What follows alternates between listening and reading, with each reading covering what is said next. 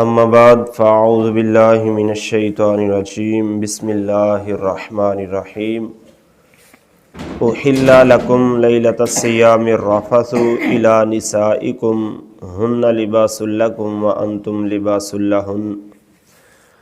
علم اللہ انکم کنتم تختانون انفسکم فتاب علیکم وعفا عنکم فالآن باشروہن وابتغوا ما کتب اللہ لکم آمنت باللہ صدق اللہ العظیم وصدق رسولہ النبی الکریم۔ اللہ تعالیٰ نے فرمایا ہے روزوں کی راتوں میں اپنی عورتوں کے پاس جانا تمہارے لیے حلال ہوا، تو یہ حلت قطعی ہے جس کا انکار کفر ہے۔ یعنی رمضان کی راتوں میں اللہ تبارک و تعالیٰ نے اپنی عورتوں کے پاس جانے کو حلال قرار دیا ہے۔ اب اگر کوئی اس کا انکار کرتا ہے تو وہ قرآن کی آیت کا انکار کرتا ہے، اور قرآن کی آیت کا انکار جو ہے یہ کفر ہے۔ آگے اللہ تعالیٰ نے فرمایا ہن لباس لکم وانتم لباس لہن علم اللہ انکم کنتم تختانون انفسکم، وہ تمہارا لباس ہے، خیانت میں ڈالتے تھے۔ تو اس آیہ مبارکہ کا شان نزول یہ ہے کہ اسلام کے شروع میں رمضان کی راتوں میں اپنی عورتوں کے پاس جانا جو ہے یہ حرام تھا۔ پھر حضرت عمر فاروق رضی اللہ عنہ اور دیگر صحابہ اکرام رضی اللہ عنہم سے یہ فعل جو ہے واقعہ ہو گیا، تو مقدمہ رسول اللہ صلی اللہ علیہ وسلم کی بارگاہ میں پیش ہوا، تو اس وقت یہ آیت مبارکہ اتری۔ تو اس سے معلوم ہوا کہ بزرگوں کی عالم کا ظہور آدم علیہ السلام کے گندم کھانا کے صدقے سے ہے، تو ہماری اطاعتیں ان کی خطائیں جو ہیں وہ ہماری خطاؤں سے افضل ہیں۔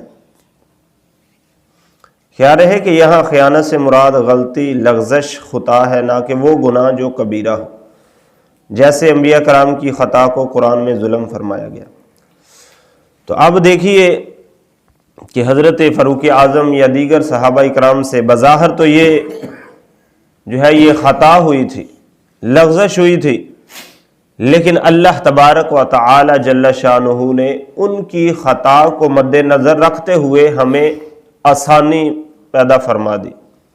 ہمارے لیے یہ معاملہ آسان کر دیا۔ تو اللہ تبارک و تعالی نے اس کے بعد فرما دیا کہ آج کے بعد تمہارے لیے رات کے وقت رمضان المبارک میں بھی اپنی عورت کے پاس جانا جائز ہے، جبکہ اسلام کے شروع میں یہ ناجائز تھا۔ تو پتہ چلا کہ جو بڑے اللہ کے بزرگ بندے ہوتے ہیں، جو اللہ کے پیارے ہوتے ہیں، ان کی خطا بھی جو ہے وہ ہمارے لیے عطا بن جاتی ہے۔ اب بظاہر ان کی یہ خطا تھی، لیکن اللہ تبارک و تعالیٰ نے ان کو کچھ نہیں کہا، بلکہ ان کو معافی عطا فرما کر ان کی خطا کو ہمارے لیے عطا بنا دیا کہ اب قیامت تک کے مومنوں مسلمانوں کے لیے رمضان کی راتوں میں بھی اپنی عورتوں کے پاس جانا جائز قرار دیا گیا۔ اگر فرمایا فتاب علیکم وعفا عنکم، تو اس نے تمہاری توبہ قبول کی اور تمہیں معاف فرمایا۔ تو اس سے یہ مسئلہ معلوم ہوا کہ رب تعالی صحابہ کی گزشتہ غلطی کو معاف فرما دیا ہے، کوئی کفارہ وغیرہ لازم نہیں فرمایا، تو یہ ان کی خصوصیت ہے۔ آج ہم میں سے کوئی رمضان کے مہینے میں دن کے وقت روزہ توڑنے کی کوشش کرے یا روزہ توڑ لے تو اس کے لیے کفارہ لازم ہے، لیکن صحابہ کرام پر ایسا کچھ نہیں رب تعالیٰ نے فرمایا تھا، بلکہ اللہ تعالیٰ نے ان کی خطا کو اپنی رحمت سے ویسے ہی معاف فرما دیا، اور ساتھ آئندہ کے لیے یہ حکم دیا کہ روزہ جو ہے وہ صبح فجر سے لے کر صرف مغرب تک ہے۔ تو ان کی یہ خصوصیت ہے۔ اور دوسرے یہ کہ اب کوئی اگر ان بزرگوں کی لغزش کو برائی سے یاد کرے تو وہ سخت مجرم ہے، یعنی اگر ان سے جو عمل ہوا ہے اس کو برے لفظوں میں یاد کرتا ہے تو یہ اس کی غلط فہمی ہے اور یہ سخت گناہ والا کام ہے، کیونکہ رب تعالی معافی کا اعلان کر چکا ہے۔ جب رب تعالی معافی کا اعلان کر چکا تو ہم کون ہوتے ہیں ان کے بارے میں بات کرنے والے؟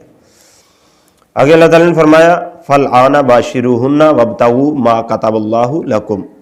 تو اب ان سے صحبت کرو اور طلب کرو جو اللہ نے تمہارے نصیب میں لکھا ہے۔ یعنی اللہ تعالیٰ نے فرمایا کہ اب تم رمضان کی راتوں میں اپنی عورتوں کے پاس جا سکتے ہو اور وہ طلب کرو جو اللہ نے تمہارے نصیب میں لکھا ہے، یعنی اولاد کو طلب کرتے ہوئے اپنی عورتوں کے پاس جاؤ، محض شہوت پوری کرنے کے لیے نہیں۔ لہٰذا یا یہ مطلب ہے کہ رمضان کی راتوں میں عبادت زیادہ کرو، ان کاموں میں ہی مشغول نہ ہو کہ عبادت سے غافل ہو جاؤ۔ اللہ تعالیٰ نے اجازت تو دی اور ساتھ یہ بھی فرما دیا کہ تم جانتے ہو تو صرف اس غرض سے جاؤ کہ اللہ ہمیں اولاد کی نعمت عطا فرمائے، اور اس جانے سے بہتر یہ ہے کہ زیادہ رمضان کے مہینے میں دن کو بھی عبادت کرو اور رات کو بھی اللہ کی